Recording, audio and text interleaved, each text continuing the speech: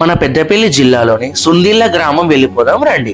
ఇక్కడ మనకు 13వ శతాబ్దంలో కాకతీయ రాజవంశస్థులు నిర్మించినటువంటి శ్రీ లక్ష్మీ నరసింహస్వామి దేవస్థానం దర్శనమిస్తుంది. ఈ దేవాలయంలో చాలా ప్రత్యేకతలు ఉన్నాయి. ముందుగా ఇక్కడ స్వామివారి విగ్రహం సున్నపు రాతితో మలచబడింది. మరియు ఇక్కడ స్వామివారు ఒకవైపు ఎరుపు రంగులో మరొక వైపు నలుపు రంగులో దర్శనం ఇవ్వడం మరొక ప్రత్యేకత.